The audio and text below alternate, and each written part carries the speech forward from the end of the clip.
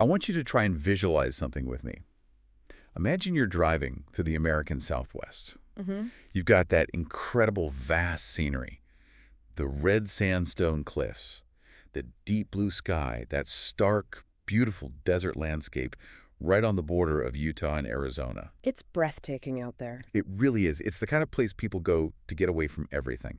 And then right there, straddling the state line, you come across these two towns, Colorado City, Arizona, and Hilldale, Utah.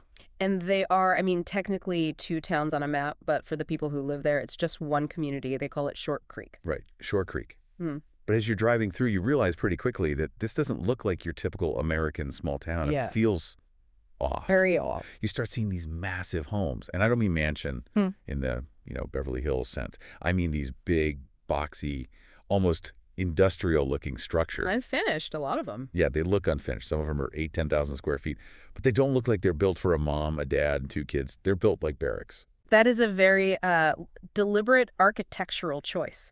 Those houses are designed to hold dozens and dozens of people, multiple wives, scores of children, all under one roof. And then there's the other thing you notice, the thing that really stands out. The walls. The walls are everywhere. High walls. Privacy fences that go up 6, 8, maybe 10 feet. And they aren't just there to mark property lines. They are designed to create a complete visual barrier. To keep the outside world out. To keep the outside world completely out, and maybe more importantly, to keep the inside world, the family, hermetically sealed in. You can't see what's happening behind them. And then there are the people. If you happen to catch a glimpse of someone walking down a dusty street, it's like you've stepped through a tear in the fabric of time. It really is. You see women and young girls, and they're all dressed almost identically. These pastel prairie dresses. Long sleeves, high necks, hems right down to the ankles. No patterns, usually. Just solid colors. Pinks, light blues, purples. And the hair. Oh, the hair is incredibly distinct. It's often done up in these very elaborate coiffed styles. You see braids and swoops and this sort of wave at the front that almost defies gravity. It creates this incredibly striking, almost jarring visual. You have, modern SUVs driving down the street, but the people inside them look like they've just stepped out of the 19th century. And that visual isolation, that deliberate strangeness, it's not an accident. It is the physical manifestation of a psychological reality they've built. Absolutely. You mentioned Colorado City and Hilldale, which is sort of the historic heartland of this movement. Yeah.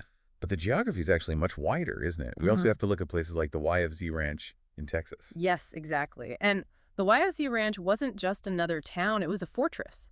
It was built in the middle of nowhere, specifically to escape any and all scrutiny. And that is exactly where we're going today. Yeah. We aren't just talking about a quirky religious group or some historical footnote. We are doing a deep dive into the Fundamentalist Church of Jesus Christ of Latter-day Saints, the FLDS. And it is a heavy, heavy topic. It is. But our mission here is to really unpack how this happened. Because it's so easy to look at the headlines, the arrests, the Netflix documentaries, and just see the sensationalism. But I want to understand the system. The mechanics of it. Yes, the mechanics. This is a case study in what they call one-man rule. How does a community become a world unto itself? How does one man convince thousands of people that he, and only he, is the mouthpiece of God on earth? That is the central question, isn't it? It all comes down to authority. Absolute, unquestionable, unchecked authority. So before we dive into the history and the doctrines, we really need to do some housekeeping. Because names matter here, and definitions really matter. I know there's a lot of confusion about who these people actually are, especially in relation to the Mormons we might know, our neighbors, our coworkers, the missionaries you see on bikes. Yes, we need to make a very, very crucial distinction right up front. The FLDS is not the mainstream Church of Jesus Christ of Latter-day Saints, which most people know as the LDS Church. So if I meet a Mormon missionary in Salt Lake City, they are not part of this group. No, not at all. In fact, they would be vehemently opposed to everything the FLDS stands for. The mainstream LDS Church officially prohibited polygamy over a century ago. With the 1890 Manifesto, right? Exactly, the 1890 Manifesto, which we'll definitely get into. Today, the mainstream church strictly excommunicates anyone who practices or even advocates for plural marriage. They've actually stated very clearly that they consider the term Mormon to be incorrectly applied to the FLDS. Okay, so when we say FLDS, we're talking about a fundamentalist breakaway group, a sect. A sect, a spin-off. And in many contexts, both legal and sociological, it really fits the definition of a cult or a high-control new religious movement. And just to give people a sense of scale here, we aren't talking about 10 guys in a bunker somewhere. No, not at all. At its height, we are talking about roughly 10,000 members. And it's a transnational network. You have the headquarters on the Utah-Arizona border, but they have had major compounds in Pringle, South Dakota. Pringle, okay. A very significant and controversial presence in bountiful British Columbia, in Canada. They've had colonies in Mexico for generations. It is a very sophisticated and well-funded organization. So let's go back. Let's start at the beginning of the split. How did this happen? You mentioned the 1890 Manifesto. I'm assuming the FLDS didn't just wake up one day and decide to ignore their church leadership. They have a specific reason, a theological argument, for why they think they are right and the entire mainstream church is wrong. Right. And to understand the FLDS, you have to understand the immense pressure the Mormon Church was under in the late 19th century. The U.S. government was, for all intents and purposes, crushing them. This was the war on polygamy. It was. Congress had passed laws like the Edmunds-Tucker Act, which effectively disenfranchised polygamists. They were seizing church assets, millions of dollars worth. Church leaders were in hiding, living on what they called the underground. It was a genuine existential threat to the institution. So the government basically gave them an ultimatum. Stop practicing polygamy, or we will completely destroy the church. That's a perfect summary. So in 1890, Wilford Woodruff, who was the president of the LDS Church at the time, issued the Manifesto. It was a public declaration that officially ended the practice of plural marriage. It was a strategic move to save the institution and pave the way for Utah to finally achieve statehood. Okay, so that's the official history. The mainstream church says, God told us to stop, so we stopped. But the fundamentalists, they don't buy that for a second. They do not. They view the 1890 Manifesto as a political capitulation, a surrender to the United States government, not a commandment from God, but, you can't just reject the prophet unless you have a rival source of authority. You need your own story. In your own story. And this is where the 1886 revelation comes in. This is the absolute cornerstone of all FLDS theology. The 1886 revelation, I've read about this, and it really feels like a scene from a movie. Can you paint the picture for us? So the story, and this is according to Fundamentalist tradition, takes place in Centerville, Utah. It's 1886. John Taylor, who was the LDS president before Woodruff, is in hiding to avoid federal marshals. He's staying in the home of a man named John W. Woolley. So he's on the run. He's on the run, surrounded by bodyguards, including John's son, Lawrence C. Woolley. This is a high-tension, middle-of-the-night kind of situation. Got it. Now, Lauren Woolley, years later, it's important to note, claims that on one specific night in September, while President Taylor was in his room praying, a light was seen under the door. Voices were heard. And Lauren Woolley claimed that Jesus Christ and the deceased founder of the church, Joseph Smith, appeared in the room to John Taylor. Wow, so a direct visitation. A direct divine visitation. And what did they supposedly say? What was the message? They supposedly told Taylor that plural marriage was an eternal principle that could never be abandoned by the church. The text of this revelation, which the FLDS treats as Holy Scripture, says things like, I have not revoked this law, nor will I. Nor will I.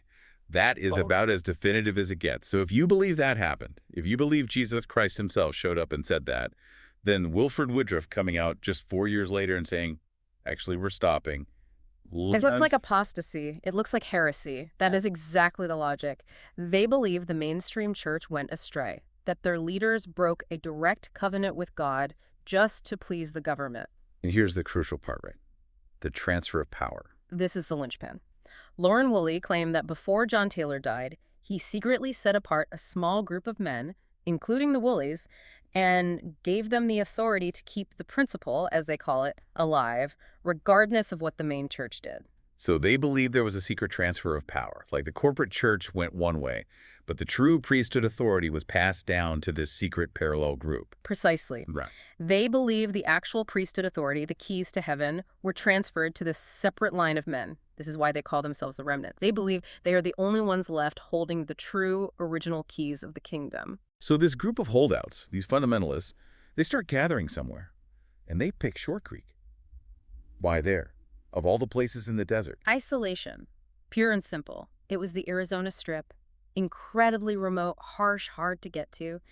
In the early 1900s, it was the perfect place to hide from the law and from the mainstream church. But there was also a prophecy, wasn't there? Something about Brigham Young. Yes, that gave it a divine sanction. Brigham Young had visited the area decades prior and reportedly said that Short Creek would one day be the head and not the tail of the church and the granaries of the saints. So they felt like destiny was pulling them there, that this was the appointed place. It was their promised land. And originally this wasn't a dictatorship. When they first set up shop, it was run by a council, correct? Yes, the Council of Friends. It was originally comprised of 7 high priests. And while it was very strict, there was a sense of shared governance. You had debate. You had to reach a consensus. It wasn't one man calling all the shots. But that didn't last. No. Power tends to consolidate. Over the decades, specifically under a leader named Notorious Johnson in the mid-20th century, and then really accelerating under Rulon Jeffs, the entire structure shifted. We moved from a council to the doctrine of one-man rule. One-man rule. It sounds like a political term, but for them, it's a core theological belief. It is the defining doctrine of the modern FLDS. The belief is that God is a house of order, not of confusion. Therefore, God speaks to one man on earth at a time, the prophet, the president of the priesthood. Which means if you disagree with the prophet, You're not just disagreeing with a man. you're disagreeing with God himself. Exactly. It creates a theological funnel. Every decision, every revelation, every single bit of truth comes through one specific individual. It makes dissent impossible because dissent is immediately reclassified as blasphemy. If the prophet says the sky is green and you look up and say, no, it's blue, you are structurally, theologically wrong. That is terrifying. It removes any kind of safety valve, any checks and balances. And that brings us to the modern dynasty, the Jeffs family. Let's talk about Rulon Jeffs. He took over in the 80s. Yes, Rulon Jeffs, Uncle Rulon, as many called him. He was really the bridge from the old fundamentalism to the extreme isolation we see today. And the numbers associated with him are, well, they're difficult to even comprehend. I saw the number 46. 46 wives. At least 46 wives that have been documented. And the number of children is estimated to be over 60. Just pause on the logistics of that for a second. I mean, 46 wives. How does that even work structurally in a family? How do you remember everyone's name? You don't run it like a family. You run it like a corporation. You have schedules, rotations, assigned duties, sister wives in charge of other sister wives. It is not marriage in the romantic or companionate sense we would recognize. It's an organizational chart. And Rulon was the undisputed CEO. But he was often seen as sort of this grandfatherly figure. He was. He presented a much softer, more benevolent face compared to what was coming. But when he died in 2002 at the age of 92, the mask came off the organization. His son, Warren Jeffs, took over. And this transition wasn't exactly a smooth democratic process. Oh, no. There was chaos. Some people within the community questioned Warren's claim to be the next prophet. There were other high-ranking men who felt they had a right. For instance, Winston Blackmore, who ran the huge group up in Bountiful, Canada, he had a legitimate claim. So there was a succession crisis. There was. But Warren was absolutely ruthless. He excommunicated Blackmore and his followers. He excommunicated anyone who posed even a remote threat. He consolidated power almost instantly through fear. And then he did something else that I think shocked even some of the lifelong members. He married his own stepmothers. Yes. This is a practice that sounds almost medieval to modern ears. Shortly after Rulon died, Warren Jeffs took several of his father's widows as his own wives. Is there a theological justification for that, or is it just a raw power move? It's both. The stated logic is about caretaking the widows, providing for them, keeping them within the highest level of the priesthood family. That's the justification. But the practical effect. The practical effect is a massive assertion of dominance. It sends a message to everyone. I have literally stepped into my father's shoes. I own his legacy. I own his family. I own his wives. It's the ultimate power play. Owns feels like the right word there. Because under Warren Jeffs, the control over people's lives went from just strict to completely totalitarian. And nothing illustrates this better than how they handle marriage. We have to talk about placement marriage. This is absolutely critical to understanding the system. In the FLDS, you do not date. You do not fall in love and propose. Marriage is an assignment. It is handed down directly by the prophet. So let's walk through this. I'm a young man in the FLDS, turned 19 or 20. I don't go out and look for a girlfriend. I just wait. You wait. You work. You prove your loyalty. And you wait for the prophet to deem you worthy of a wife. And then one day, he might call you into his office or make an announcement, and he reveals who your wife will be. And it could be anyone. It could be a girl you've known your whole life. It could be a total stranger from another compound. It could be someone much older than you, or, terrifyingly, much younger. And the woman has absolutely no say in the matter whatsoever. Her consent is not part of the equation. And for the men, there is a massive theological hook, right? It's not just about having a wife and family. It's about your eternal soul. That's the leverage. That's the ultimate control. The FLDS theology teaches that to reach the celestial kingdom, which is the highest level of heaven, where you can become a god yourself, a man needs a minimum of 3 wives. 3 is the minimum entry fee for the highest level of heaven. For the highest glory, yes. So women become a form of spiritual currency. If you want salvation, you need wives. And the only person who can dispense that currency, the only person who can give you wives, is the prophet. Which means the prophet holds your eternal soul in his hand. If you displease him, he doesn't just, fire you from your job. He can cut off your access to heaven. And he can take them away, too. That's the other side of the coin. Reassignment. You can break up a family. On a whim, if a man is deemed unworthy, maybe he questioned a decision, maybe he didn't pay enough in tithes, maybe the prophet just wants his wife for himself, Warren Jeffs would dissolve his marriages. He would take the man's wives and his children and reassign them to another, more worthy man. Just try to imagine the psychological terror of that. Waking up every single day knowing that your entire family, your whole world, could be dissolved by a text message or a phone call from the prophet's office. It created a culture of total abject fear and snitching.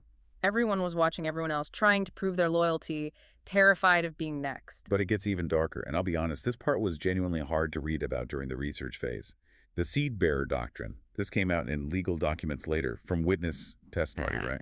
Yes, specifically from the testimony of a woman named Charlene Jeffs, who was married to Lyle Jeffs, Warren's brother.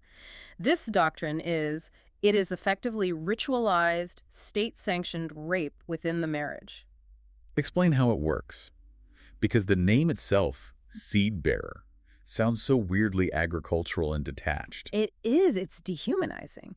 The doctrine, as it was alleged, stated that some men, even faithful, loyal men, were not worthy to produce children for the priesthood. Their bloodline wasn't pure enough, or their spiritual standing wasn't high enough in Warren's eyes. So the prophet would just decide this about you? He would. And so he would designate a seed bearer, one of the elect men, usually someone high up in the leadership. So the husband is married to the wife, they live together in the same house, but he isn't allowed to be with her intimately. Correct. He's denied that. When it was determined to be time for the wife to conceive a child, the seed bearer would be brought into their home. And the testimony described a horrific ritual where the husband was required to be in the room. He had to hold his own wife's hands while the seed bearer performed the sexual act. I don't even have words for that. No. It's not just about controlling reproduction. It is about the ultimate humiliation. It is the ultimate degradation. It strips the husband of his manhood in their eyes. It strips the wife of any last shred of bodily autonomy. It reduces everyone involved to the level of livestock. You are just breeding stock for the prophet's kingdom. It really emphasizes that one-man rule means one man. Everyone else is just an object, an extension of his will. And speaking of erasing women's autonomy, we have to touch on the law of Sarah. Right. Now, in historical Mormon theology, the law of Sarah generally referred to the principle that the first wife had to give her consent to her husband taking on plural wives. But under Warren Jeffs, it was twisted into something unrecognizable. It became a code for absolute, unquestioning submission of women. It was used as a theological justification to force women to perform sexual acts on each other for the pleasure of the men, or to force them to accept being redeemed, which meant being sent away from their families and reassigned. It was a catch-all justification for any kind of sexual abuse the leadership wanted to perpetrate. So you have this total control over people's bodies, their families, their salvation. But you can't run a town on theology alone. You need money, you need resources, and the FLDS had a very specific, very effective way of handling property. The United Effort Plan, or the UEP. This started way back in the 40s, right, as a sort of communal trust. Yes. The concept on paper is consecration, a religious principle where you give everything you have to the church for the building of the kingdom of God. So if you join the FLDS and build a house in Colorado City, you don't put the deed in your name, you sign it over to the UEP trust. Which sounds kind of noble and communal on the surface. We all own this together. But in a dictatorship, we always means him. The prophet has total control over the trust. So if you decide to leave the FLDS, or, more likely, if you get kicked out... You don't just lose your church, you lose your house. You lose your house, your business, your car, you lose everything. You walk out of town with the clothes on your back and nothing else. The tractor you just bought. It's UEP property. The house you spent 20 years building with your own two hands, it's UEP property. It is a massive economic barrier to exit. It traps people. But they also needed cash flow from the outside world. And this is where the hypocrisy just becomes breathtaking, the concept they had of bleeding the beast. This is a fascinating bit of mental gymnastics.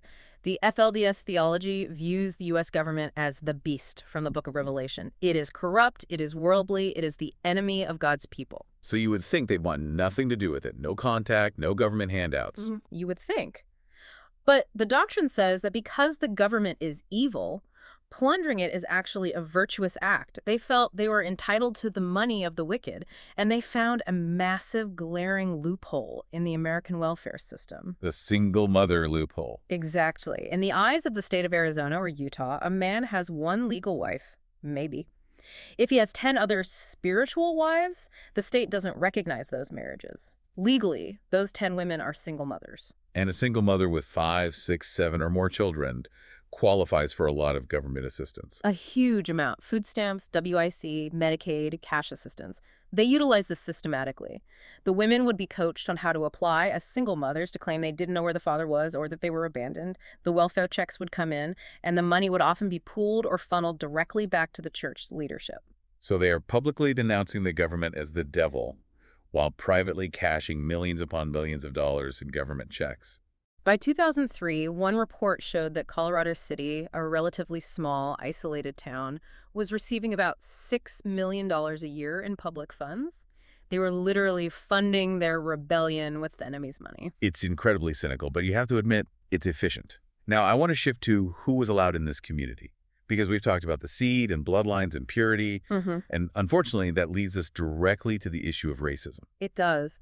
The FLDS maintained and, in fact, amplified some 19th century theological concepts about race that the mainstream LDS Church has long since disavowed and apologized for, specifically the curse of Cain. This is the old, awful idea that black skin is a literal mark of a curse from God. Yes. And Warren Jeffs was extremely explicit about this. He taught that the black race was the vehicle for the devil on earth. They rely on this bizarre interpretation of the Old Testament where Cain kills Abel, gets marked by God, and then that lineage supposedly survives the Great Flood through Noah's son Ham and his wife, Egyptus. It sounds like twisted mythology, but the real-world impact is just straight-up hate. Which is why the Southern Poverty Law Center designated the FLDS as a hate group.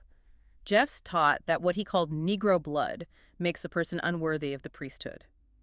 Interracial relationships of any kind are strictly forbidden. It is white supremacy baked directly into their core theology. And while they are actively excluding people based on race, they're also purging their own children. We have to talk about the lost boys.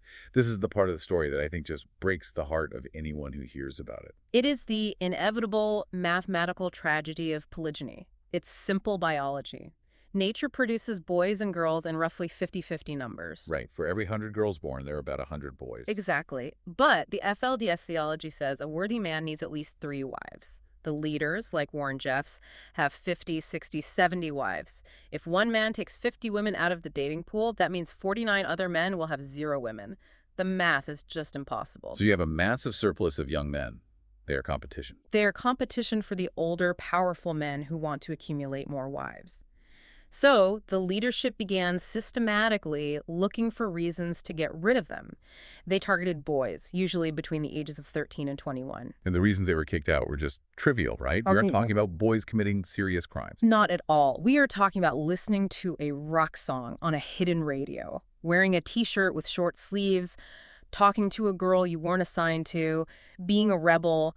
These were all just pretexts. The real goal was to cull the herd, to remove them from the equation so there were enough women to go around for the elite. So just imagine for a second, you are 14 years old, you've grown up entirely behind these walls, you probably don't know who the President of the United States is, You've never handled money, you have no real job skills, and then suddenly your father tells you you're wicked and you're put in a van and dumped on the side of a highway in St. George or Las Vegas with nothing. It is catastrophic. They are called lost boys because they are truly lost between 2 worlds.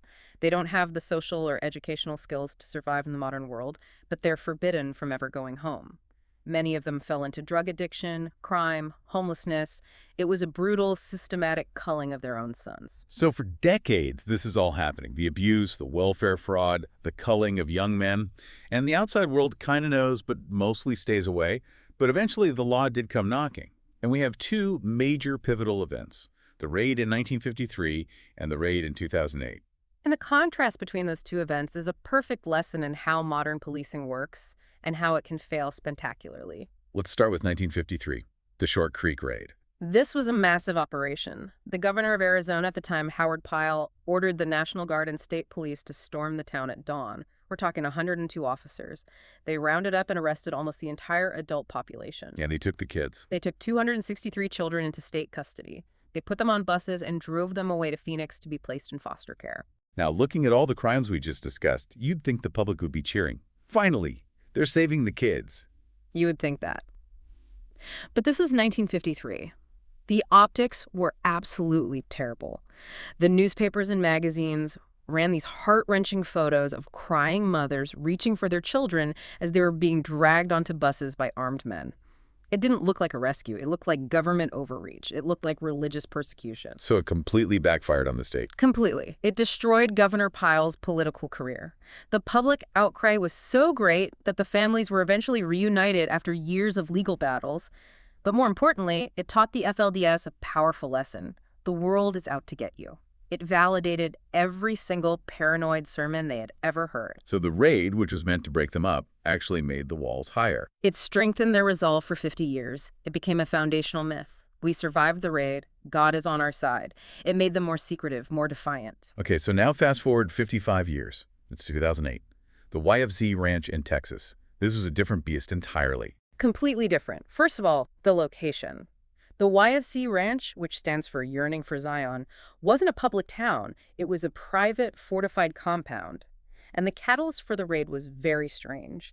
It started with a phone call to an abuse hotline from someone claiming to be a 16-year-old girl named Sarah trapped inside. Who said she was being abused by her much older husband? Right.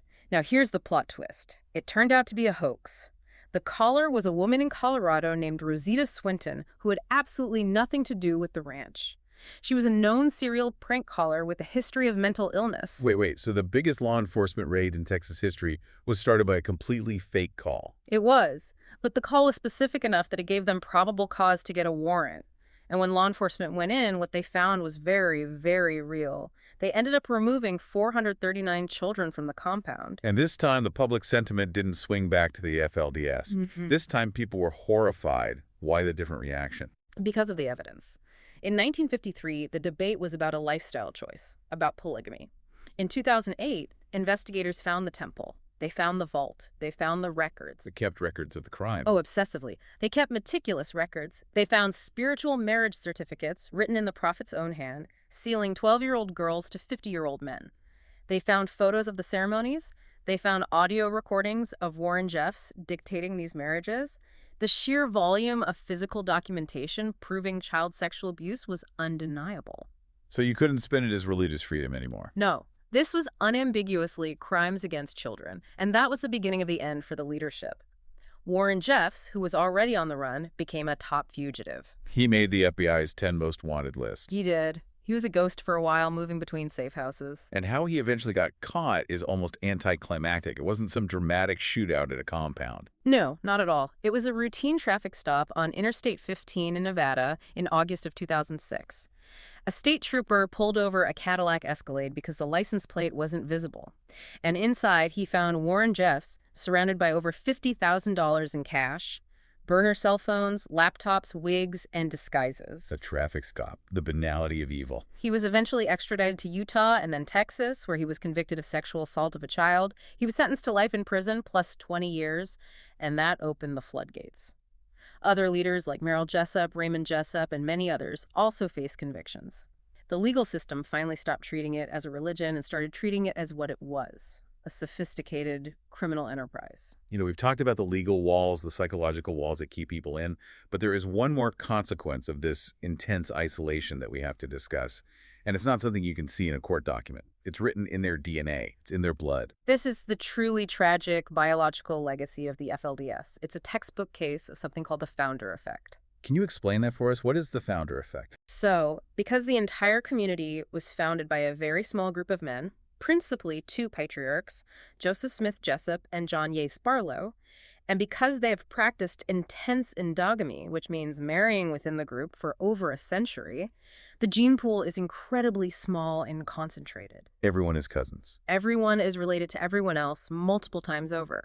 And when that happens, rare recessive genes, which are harmless in the general population, can suddenly show up at a rate that is statistically impossible anywhere else on Earth.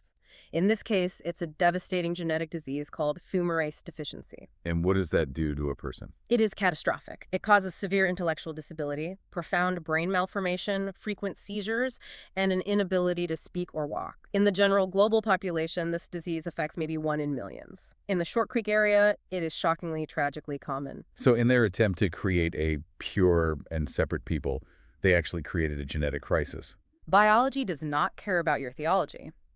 If you close a genetic loop that tight for that long, you will eventually break the code. It is a slow-moving humanitarian disaster that the community is still dealing with today. So here we are in the 2020s. Warren Jeffs is in prison for life. He is never getting out. You would think the spell would be broken. You'd think the members would look around and say, okay, our prophet is a convicted child predator. This is all a terrible mistake. Let's pack it up. But that is not how high-control groups work. In fact, in a bizarre and terrifying way, Warren Jeffs has continued to rule his church from behind bars. How is that even possible? He's in a maximum security prison in Texas. He uses proxies and communication channels. For a long time, it was his brother Lyle Jeffs who ran things on the outside. Then, when Lyle messed up or got arrested himself, the power shifted to others. Warren would smuggle out letters, which are treated as revelations. He'd make phone calls. In 2011, from his prison cell, he managed to purge 45 high-ranking leaders from the church just with a letter. And recently, it seems to be ramping up again. There's this talk of a gathering for the end times. Yes, this is the current, very alarming chapter. Since roughly 2022, there has been a major resurgence. Warren's son, Helaman Jeffs, has taken on a more visible leadership role on the outside. New revelations have come out of the prison claiming that the end of the world is imminent. And the central demand of these new revelations is to bring the children back into the fold. Yes. The edict was that God cannot allow sin living to dwell, and that all fathers seeking restoral, seeking to get back in the prophet's good graces, must gather their wives and children who may have left. There's a 5-year timeline mentioned for the end of the world. And this isn't just talk. We are seeing actual kidnapping charges being filed. Right. We've seen cases like Heber Jeffs, another one of Warren's sons, facing federal kidnapping charges.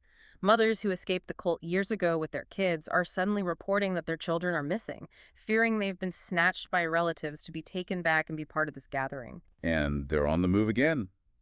Investigators are tracking them to North Dakota, of all places. Yes, rural North Dakota, tiny, isolated places like Russo. They're buying up large tracts of land, setting up remote compounds, communicating via Zoom calls with the faithful. They're trying to recreate the isolation of the 19th century Arizona Strip in the 21st century. It's like a never-ending game of whack-a-mole.